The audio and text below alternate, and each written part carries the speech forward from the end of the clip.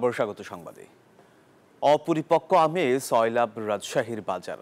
জেলা প্রশাসকের ঘোষিত ম্যাঙ্গো ক্যালেন্ডার যেন শুধু কাগজে কলমেই সীমাবদ্ধ।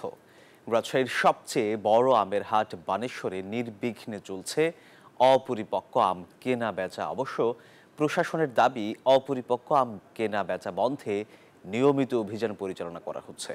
মতিউর মুর্তজার তথ্যচিত্রে ডেস্ক রিপোর্ট।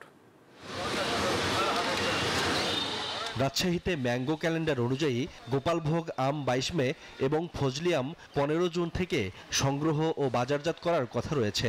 তবে আম পরিপক্ক হওয়ার আগেই নির্বিঘ্নে কেনাবেচা চলছে এখানকার বাজারে।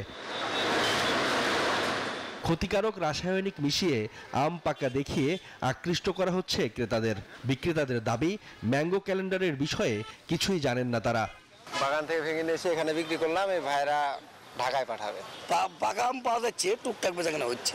আমরা তো কিছুই জানি না এর ব্যাপারে। এখন ধরেন বাজারে এই কাঁচা আম বিক্রি হচ্ছে, আমরাও কিনেছি, আমরা তো আর বাগানে ভেঙে আনিনি। এদিকে ম্যাঙ্গো ক্যালেন্ডার অনুযায়ী আম পরিপক্ক হওয়ার আগে কেনা বেচা করলে ব্যবস্থা নেওয়ার কথা জানিয়েছে কৃষি বিভাগ। আর নিয়মিত অভিযান পরিচালনার কথা বলছে প্রশাসন।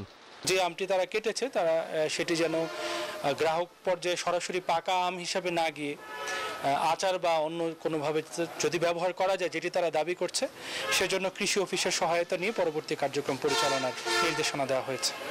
অপরিপক্ক আম কিনে প্রতারিত হওয়ার ব্যাপারে ভোক্তাদের সতর্ক থাকার পরামর্শ ফল গবেষকদের। সময়ের বিষয়ে তাহলে কিন্তু আমরা যদি না চাই, তাহলে তারা যারা বিক্রেতা তারা তো এই অসৎ উপায় অবলম্বন করে এগুলো বিক্রি করবে কোথায়? কাজে এই জিনিসগুলো আমাদের সবার মাথায় রাখতে হবে যে আমরা যেটি সময়ের আম, সেই সময় যেন আমরা খাওয়ার চিন্তা ভাবনা মাথায় রাখি।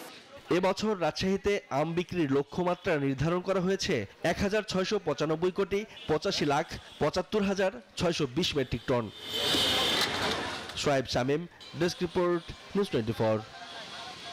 বান্ডেল থাকলে প্রতি সেনমানিতে টাকা বাঁচবে। বিকাশ সেনমানি বান্ডেল কিনে জিতুন প্রতি লেনদেনে।